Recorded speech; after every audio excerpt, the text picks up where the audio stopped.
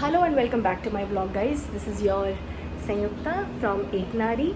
सो आज का दिन मैंने शुरुआत किया है जिम नहीं जा कर के। कभी कभी ऐसा टाइम आ सकता है जब आपको मन ना करे जिम जाने का, और वैसे भी दिल्ली में बहुत गर्मी है।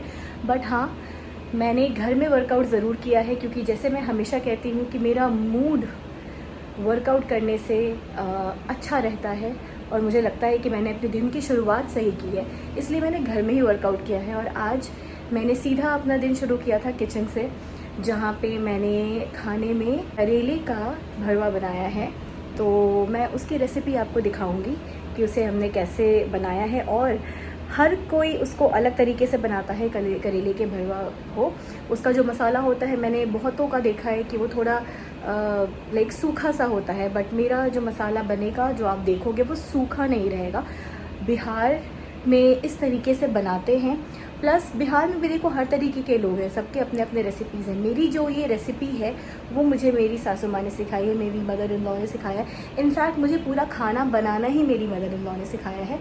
तो अभी वो एक्चुअली यहाँ पे है नहीं, वो गांव गई हुई हैं, बट वो कुछ दिनों में आ जाएंगी मेरे पास। और वो बहुत सारी अच्छी चीज़ें बनाती हैं जिसकी मैं शूट ज़रूर करूँगी, और मैं आप लोगों को दिखाऊंगी ज़रूर उनका खाना बनाने का स्टाइल, और वो किस तरीके से कोई भी खाना इतना टेस्टी बनाती हैं। तो जितना मुझे आता है वो सब कुछ उनका सिखाया हुआ है।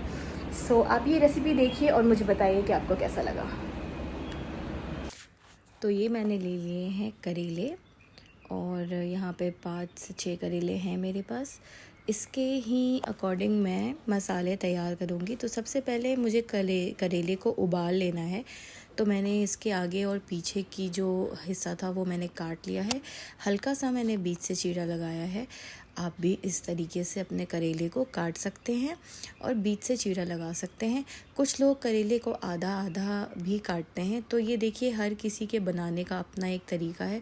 मेरा तरीका ये है, तो इसलिए मैं आपको ये तरीका बता रही हूँ। और इस तरीके से अगर आप बनाएंगे तो बहुत ही टेस्टी बनेगा आपका ये करेले का भरवा। तो मैंने इसको डाल दिया है प्रेशर कुकर में। इसको मैं 2 सीटी लगाऊंगी, और थोड़ा सा नमक भी आप डाल सकते हो पानी में जब आपको इसको उबालना है। तो वो मैंने चढ़ा दिया था। और अब मैंने प्याज को यहाँ पे मोटा मोटा काट लिया है, क्योंकि मुझे इसको मिक्सी में थोड़ा सा पीसना है। बट हमेशा याद रखिए कि बिल्कुल पेस्ट आप नहीं बनाएंगे प्याज का। आपको उसको दरदरा ही रखना है, मतलब आपको उसको मोटा पीसना है, जैसे मैंने यहाँ पे पीसा है।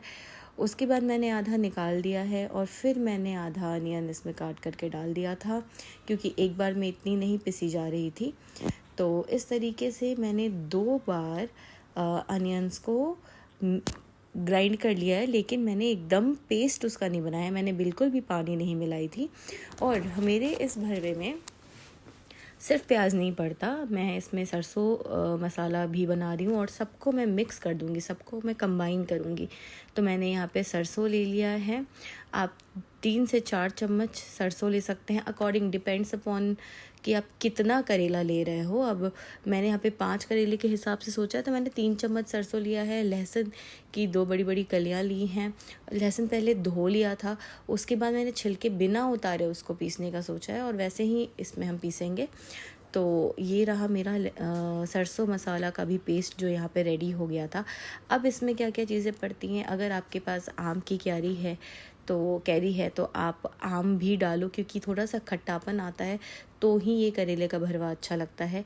जिनके पास आम नहीं है वो थोड़ा आमचूर पाउडर भी डाल सकते हैं। जो लोग नींबू इस्तेमाल करना चाहते हैं वो नींबू भी इस्तेमाल करेंगे, लेकिन कहते हैं ना कि इंग्रेडिएंट्स बहुत मैटर करता है। तो आम का जो टेस्ट आता है कच्चे आम का, वो नींबू नहीं दे पाएगा। तो अगेन ये आपकी मर्ज़ी है और आपके चॉइसेस हैं। मैंने यहाँ पे आम को काट लिया है। अब मैं आम को भी पीस करके हटा लूँगी। जब मैं आम को पीसूँगी तो मैंने उसको अलग कटोरे में रखा है, आप देख सकते हो। मैं उसको मिला नहीं रही हूँ मसालों के साथ, इसलिए नहीं मिला रही क्योंकि हम एक साथ ये मसाले नहीं डालेंगे। जो प्याज का पेस्ट था, जो सरसों लहसुन का पेस्ट था, वो हम एक साथ डालेंगे, और उसके ऊपर से जो कुछ और मसाले पड़ सकते हैं, जैसे कि 2 मिर्ची रहती है मेरे पास, मेरे किचन में हमेशा, एक जो कलर वाली है और एक जो तीखी वाली है। तीखी वाली मैं थोड़ी सी कम डालती हूँ, क्योंकि अविनाश को नहीं पसंद है और वो खा नहीं पाएंगे, ज़्यादा तीखा होगा तो, और अद्विक भी नहीं खा पाएगा, तो उसके अकॉर्डिंग मैं थोड़ी सी टेस्ट के लिए बस डालती हूँ। और ये मैंने जीरा, धनिया, हल्दी, काली मिर्च थोड़ी सी, ये सब कुछ मैंने डाल दिया है। अब मैं इसको चम्मच से मिला लूँगी, नमक भी मैंने डाल दिया है, तो ये सारा मसाला एक साथ ही कढ़ाई में चला जाएगा। तो यहाँ पे मैंने इसको नमक से मिला लिया है और आम का जो मैंने पेस्ट बनाया था वो मैंने अलग रख लिया है। अब मैं आपको दिखाऊंगी कि कैसे हम करेले के बीज को भी इसमें इस्तेमाल करते हैं मसाला बनाने में। तो यहाँ पे मैंने जो करेले उबालने के लिए रखे थे उसको निकाल लिए हैं, जो हमारे 5-6 करेले हैं उनको हमने निकाल लिए हैं। और अब मैं इसके अंदर से इसको बीज से थोड़ा सा चीरा लगा करके इसमें चम्मच से मैं बीज निकाल लूँगी।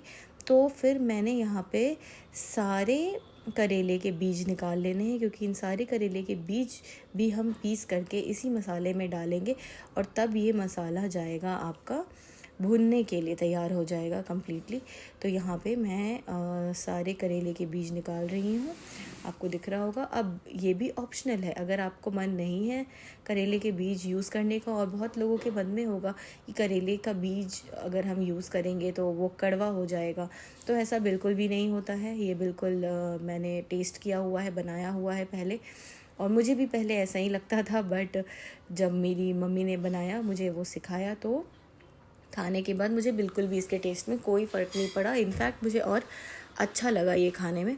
तो ये मैंने पीस लिया और इसको भी मैंने मसाले में ही मिला लिया है। तो इस तरीके से मेरा जो बेसिक मसाला था, सबसे ज़्यादा मेहनत मसाले तैयार करने में ही है, वो मेरा तैयार हो चुका है। और अब मैं पूरे के पूरे मसाले, जो मेरा तेल गर्म हो रहा था उसमें डाल दिया है, और यहाँ पे मेरे मसाले, अब मैं इनको भूनना शुरू करूँगी।